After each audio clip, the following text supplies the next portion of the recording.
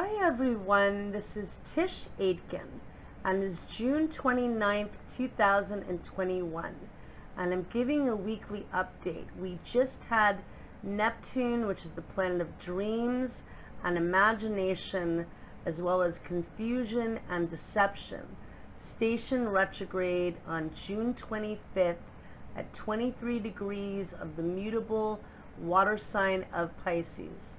And Jupiter, which is the ancient ruler of Pisces, also stationed retrograde on June 20th. And we felt that energy 5 days before and 5 days after. And Jupiter briefly has entered the mutable water sign of Pisces as well, which it rules in ancient astrology. So there's very Neptunian energy, which is very potent. And Neptune on the higher level is very spiritual and imaginative and creative and intuitive, but on the lower level it can be directionless, it can be confusing, it can be duplicitous. And so we're all treading these very emotional tides, yet we also have the contrast of Mars being a key player of the week. Mars is building up to an opposition with Saturn, and that occurs on June 1st at 9:08 a.m. Eastern Daylight Time. Now, Mars wants to get things done. It's the planet of willpower, ego, and identity, and it's the planet of self and self-drive. Saturn is the ruler of Capricorn in modern astrology, and it rules Aquarius in ancient astrology. It's the planet of karma and restrictions and responsibility. When Mars opposes Saturn, it can feel like you're driving with the brakes on, and it's really frustrating. It really quells things that you want to get done. It's not even the right term with all this Neptune energy. It's more than quelling. It's incredibly agitating, and so we all are going to feel this collectively, and you might find that people are acting more self-centered. Leo is a great sign, but every sign has a higher and a lower sign, and with Venus and Mars both transiting in the fixed fire sign of Leo, you may find people acting like, enough about you, let's talk about me. And all of us are going to be feeling that in some way. And so it's honoring the fact that you want to go for your passion and what makes you happy. Leo rules the heart chakra, but we also are in this new age of Aquarius, which is about community, and it's about other people. It's not just about you, and it's not just about me.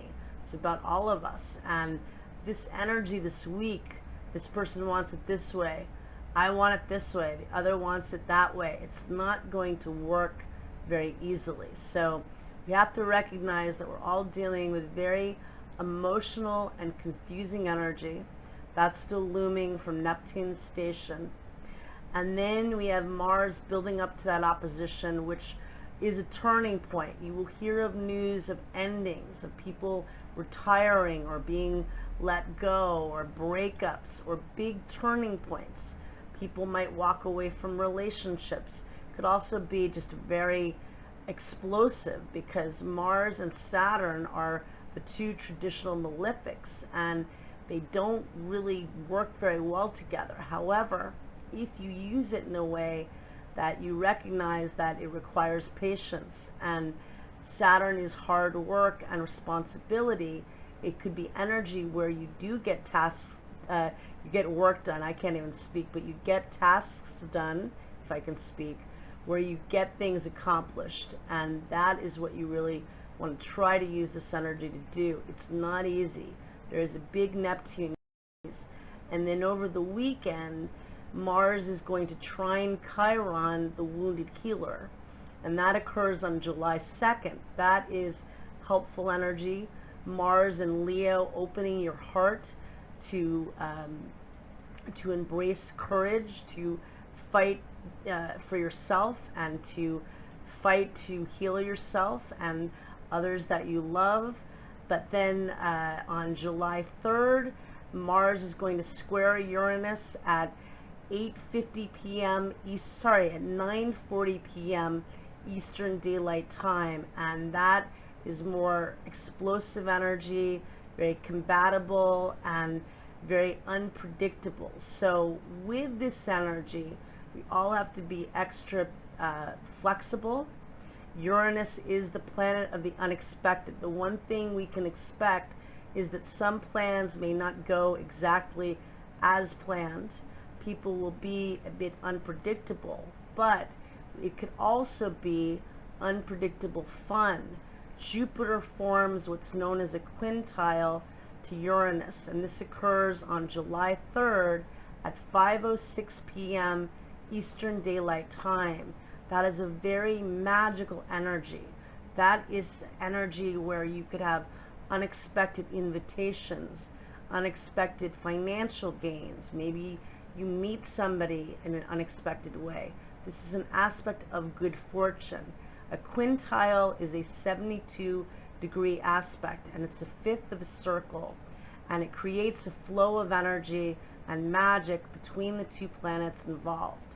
Jupiter and Uranus, when they are in sync, can bring really unexpected magic. I love the two when they work in harmony, and so that is the aspect I'm focusing on, because Mars opposite Saturn is not fun. But the good news is that with Mars and with Uranus cycles too, you feel it generally before it's exact. So we know on Friday the aspect is exact at 9:08 a.m. Eastern Daylight Time, which means that more than likely you're going to feel it stronger on Thursday and Wednesday, the days leading up. And then Mars does make a good aspect on July 2nd, a trine, which is an aspect of help and assistance to Chiron, healing the wounds. It does square Uranus on the following day. Again, that can be challenging. It could promote arguments and accidents, so you want to be extra mindful and cautious when you're traveling. On July 5th, the Sun forms a helpful sextile to Uranus, and that can bring unexpected innovation and brainstorming. It's very innovative and creative, and that's a really nice energy. And then on July 6th, Mercury is going to square Neptune at 3:39 a.m. Eastern Daylight Time. That can bring more confusion and deception and bring things to light. We are out of eclipse season, but Mercury is still transiting in Gemini, where it loves to be. It's in its dignity, but it's been in Gemini since May 3rd. It was out of bounds for almost the entire month, which means it was not playing by the rules. And then it retrograded on May 29th until June 22nd, and that made it more confusing during the eclipses, which brought a lot of things to light for people. The first eclipse squared Jupiter. It was a total lunar eclipse, expanding a lot of endings and emotions. And the second eclipse, which was on June 10th, squared Neptune, and that can bring things to light. It can dissolve things and be highly emotional. Now Mercury is setting off where the solar eclipse was, which can give us more information and more to work with.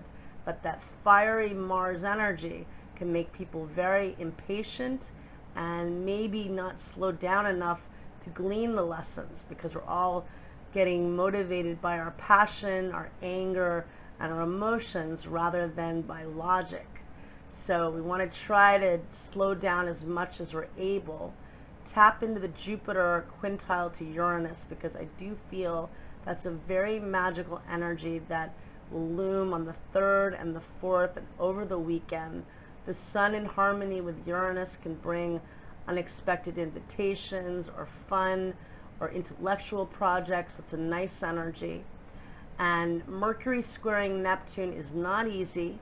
On that day, Venus opposes Saturn later in the evening, and that can bring more breakups and endings. So there are a lot of reality points, a lot of aspects of reality for all of us in the midst of the Neptune fog, which makes it more challenging, but I think it's going to bring things to light.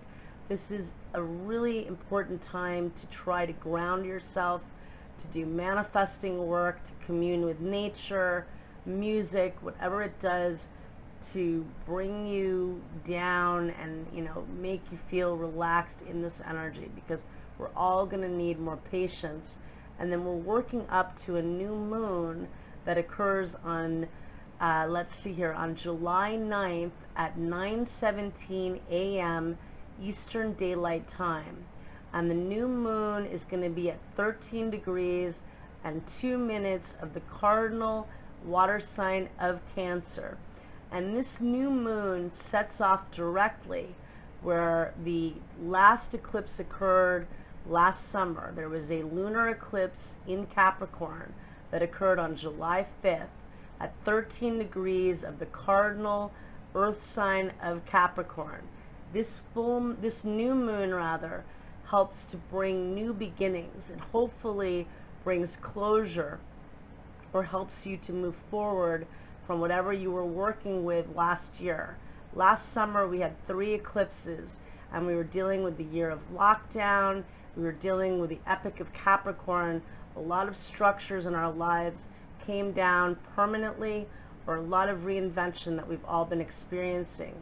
In the new moon chart, I cast it for Washington, D.C., and I find it interesting because the ascendant is 1 degree of Aquarius, which is exactly where Saturn was last year from March 23rd until July 1st. And then Saturn re-entered Aquarius on December 17th, where it will be until March 7th of 2023. Saturn in Aquarius is about finding structure through community, through innovation, and through futuristic thinking and technology. Technology can alienate us, so in some ways that can be counterproductive, yet it's inevitable that we need to embrace it more and more. But we're also going to have to find more tools to deal with the alienation. This is the Saturn return of the internet. We have seen all the good that it can do and all of the negative aspects and things that it can do for people and do to people. So we seek community again in the time of reinvention, and this new moon is about home and family and security, and we're all trying to reinvent a very broken world, and it's about love and nurturing self. So using Venus and Mars not in a way to be egocentric, but in a way to love yourself, and also to give that love to others. Find self-love and use that passion to share with other people. And in the new moon chart, Venus and Mars are conjunct. Venus is at the world axis, which is at 15 degrees of the fixed fire sign of Leo. Very creative, at the world point, very strong energy. Conjunct Mars, very creative, very sexy and romantic energy. They fall in the 7th house of relationships, but they also oppose Saturn within a few degrees. Saturn will be at 11 degrees of the fixed air sign of Aquarius. So in this, there's a turning point in that we can't just focus on ourselves. We have to come together. So in the new moon chart, there are definitely new beginnings. A new moon always begets new beginnings, and it's a time to set intentions, but it's a turning point in the sense that some things may end that no longer serve you, or trying to find a way to blend ego with communing with other people. We're all going to have to figure out how to do this. This has been a very traumatic time for all of us. How do we go forward, and what tools do we use to do so? So I think we're all navigating those streams together. It's confusing, it's explosive. This is not going to be a week that we solve world peace, that's for sure, but can we try to have a good time in the midst of the chaos? Can we have some fun adventures and some fun? Yeah, we can, but slow down. You move too fast. Take it easy.